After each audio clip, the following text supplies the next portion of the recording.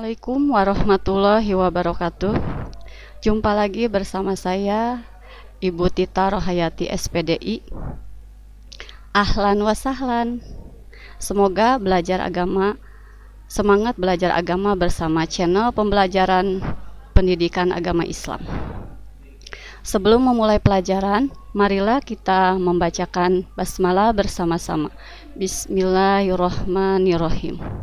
Dan ibu ingatkan kepada kalian agar selalu melaksanakan sholat 5 waktu, membaca Al-Quran, dan berdoa kepada Allah Subhanahu wa Ta'ala. Ingat, kalian adalah generasi Muslim penerus bangsa dan agama. Dan jadikan sholat dan mengaji sebagai identitas keislaman kalian. Setelah menyelesaikan materi bab 2, yaitu minuman keras, berjudi dan pertengkaran, kita masuk materi bab 3, yaitu tentang perilaku terpuji, yaitu perilaku jujur dan adil.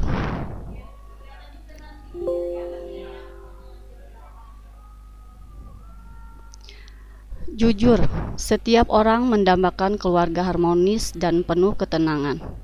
Kehidupan keluarga akan harmonis jika masing-masing anggota keluarga saling menghargai dan berperilaku jujur. Kejujuran dalam keluarga merupakan fondasi awal bagi kelangsungan kehidupan di masyarakat. Masing-masing anggota keluarga berperilaku jujur satu sama lain, dalam arti berkata apa adanya dan sesuai kenyataan. Orang tua berkata jujur kepada anak-anaknya, demikian pula anak-anak berkata jujur kepada orang tua. Bisa dibayangkan apa yang terjadi jika masing-masing anggota keluarga tidak jujur. Tentu akan terjadi pertengkaran dan perselisihan. Benih permusuhan akan muncul dari perilaku tidak jujur. Anggota keluarga, baik itu ayah, ibu, adik maupun kakak, memiliki kewajiban untuk berperilaku jujur. Semua anggota masyarakat akan hidup rukun dan damai jika masing-masing menjunjung tinggi kejujuran. Sebaliknya, ketidakjujuran akan berakibat konflik antara anggota masyarakat. Konflik yang terjadi di tengah-tengah masyarakat merupakan bencana sosial yang menakutkan, karena hal ini bisa meluas menjadi tawuran antar warga. Sungguh, semua ini tidak dikehendaki bersama. Kejujuran harus diutamakan dalam setiap pergaulan, baik di rumah, sekolah, maupun masyarakat. Kerugian akibat ketidakjujuran akan dirasakan oleh diri sendiri dan orang lain. Seseorang yang tidak jujur akan sulit mendapat kepercayaan dari orang lain. Sementara orang lain yang pernah dibohongi akan merasa kecewa dan sakit hati. Kepercayaan tidak bisa dibeli dengan uang. Kepercayaan akan muncul jika seseorang jujur. Sebagai contoh, seorang yang jujur biasanya akan dipilih menjadi bendahara misalnya. Tugas bendahara sungguh sangat berat karena harus mencatat dan membukukan keuangan dengan benar dan jujur. Setiap tugas dan kewajiban yang dilaksanakan dengan sebaiknya pasti akan mendapat balasan dari Allah Subhanahu wa Ta'ala berupa pahala. Dalam sebuah hadis riwayat Muslim, Rasulullah SAW bersabda, seorang bendahara Muslim yang melaksanakan tugasnya dengan jujur dan membayar sedekah kepada orang yang diperintahkan oleh majikannya secara sempurna, dengan segera dan dengan pelayanan yang baik, maka ia mendapat pahala yang sama seperti orang yang bersedekah. Sumbernya kitab hadis sah. Memahami dalil nakli tentang perilaku jujur dan adil. An Abdullah ibni Mas'ud qala Rasulullah sallallahu alaihi wasallam, alaikum bisidqi fa inna sidq yahdi ila bidi wa inna bid'ro yahdi ila zana. Artinya, hendaklah kalian bersikap jujur, karena kejujuran itu akan membawa pada kebaikan, sedangkan kebaikan akan membawa kepada surga. Hadis riwayat Tirmizi. Penjelasan hadis riwayat Tirmizi.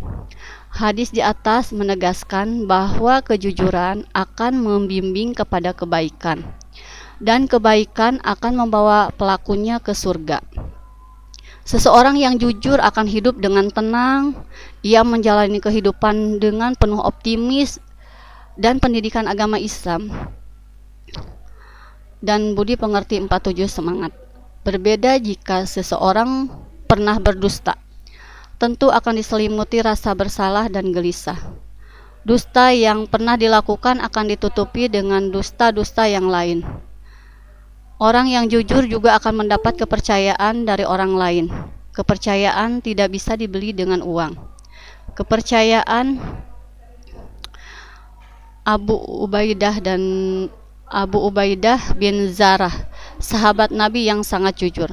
Suatu ketika orang-orang Najran pernah datang kepada Rasulullah SAW. Seraya berkata, "Ya Rasulullah, utuslah kepada kami seorang yang jujur dan dipercaya." Kemudian Rasulullah SAW bersabda, "Sungguh aku akan mengutus kepada kalian seseorang yang sangat jujur dan dapat dipercaya." Para sahabat merasa penasaran dan akhirnya menunggu-nunggu orang yang dimaksud oleh Rasulullah itu. Ternyata Rasulullah mengutus Abu Ubaidah bin Arah. Sumber kitab Sahih Bukhari. Kejujuran dan keadilan merupakan dua perilaku terpuji yang harus dimiliki seorang muslim. Rakyat jelata merindukan pemimpin yang adil. Seorang tersangka merindukan keadilan seorang hakim. Seorang atlet menginginkan wasit yang adil dalam pertandingan. Memahami cara menerapkan perilaku jujur. Perilaku jujur dan adil ini harus dilatih dan dibiasakan sejak usia dini. Sebab pada usia dini, seorang anak akan sangat mudah dididik dan dilatih. Orang tua berperan penting dalam mendidik anak-anaknya untuk jujur dan adil. Orang tua harus menjadi teladan bagi anak-anaknya dalam menerapkan kejujuran dan menegakkan keadilan. Kejujuran dan keadilan seorang guru juga akan dicontoh oleh murid-muridnya. Demikian pula dengan kalian. Kejujuran dan keadilan yang kalian lakukan akan dilihat dan dicontoh oleh adik-adik kalian. Masuk poin A ya, menerapkan perilaku jujur. Perilaku jujur dapat kita terapkan di rumah, sekolah, maupun masyarakat. Untuk memahami cara menerapkan perilaku jujur, perhatikan contoh perilaku jujur berikut ini. Poin pertama, di rumah. Kita melaksanakan tugas yang diberikan orang tua dengan sebaik-baiknya. Misalnya, ibu minta tolong dibelikan minyak goreng dan kebutuhan pokok lainnya. Sebagai anak yang jujur, semua uang sisa kembalian diberikan kepada ibu. Hal ini berarti memegang dan menjalankan amanah dengan baik. Memberikan sesuatu hal baik ke orang tua ataupun ke dalam lingkungan masyarakat. Yang poin kedua, di sekolah, lingkungan sekolah ya. Mengerjakan tugas yang diberikan Bapak Ibu guru dengan penuh tanggung jawab. Tidak menyontek saat ulangan, melaksanakan piket sesuai jadwal, mentaati tata tertib sekolah, bertutur kata yang benar kepada Bapak Ibu guru, karyawan, dan teman. Jika bersalah harus mengakui kesalahannya. Yang poin nomor 3, di masyarakat. Kita dapat berperilaku jujur dalam rangka membangun masyarakat yang tenang, harmonis, dan saling menghormati. Seseorang yang jujur tidak akan mengarang cerita atau gosip sehingga akan menimbulkan gaduh dan suasana lingkungan menjadi tidak kondusif antara ucapan dan perbuatan. Seseorang yang jujur harus sama dengan perilaku jujur, maka orang lain akan merasa aman dan tentram.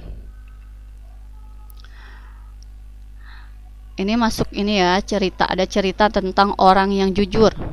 Kejujuran seorang wanita solehah Saat itu tengah malam di kota Madinah. Kebanyakan warga kota sudah tidur. Umar bin Khattab radhiyallahu anhu berjalan menelusuri jalan-jalan di kota.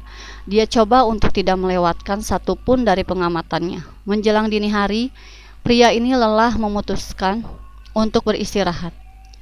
Tanpa disengaja terdengarlah olehnya percakapan antara ibu dan anak perempuannya dari dalam rumah dekat dia beristirahat.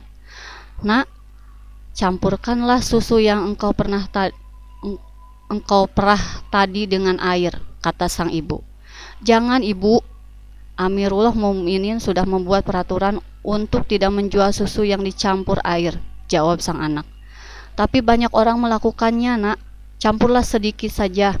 Yakinlah bahwa Amirullah Mukminin tidak mengetahuinya," kata sang ibu mencoba meyakinkan anaknya. "Ibu, Amirullah Mukminin mungkin tidak mengetahuinya, tapi Rob dari Amirullah Mukminin pasti melihatnya," tegas si anak menolak. Mendengar percakapan ini, berulailah air mata pria ini. Karena subuh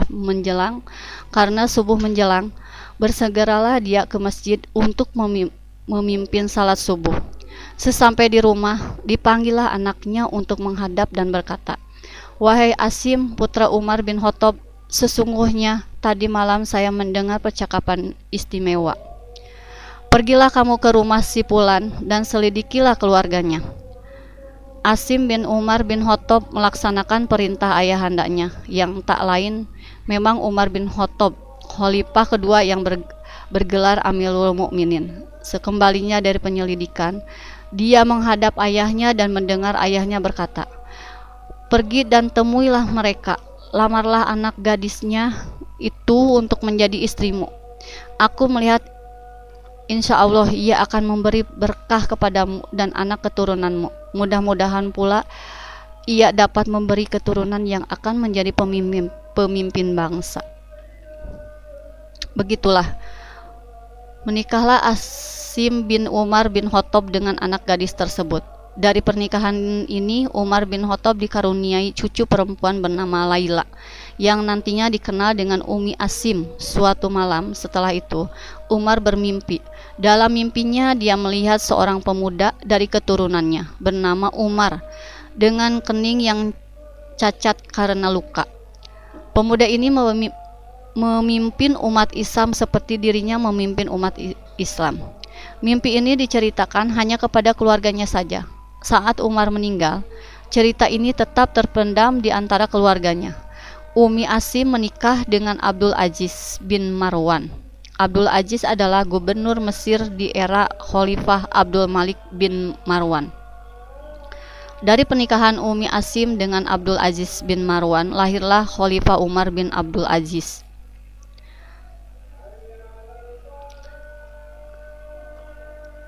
Cerita tentang orang jujur.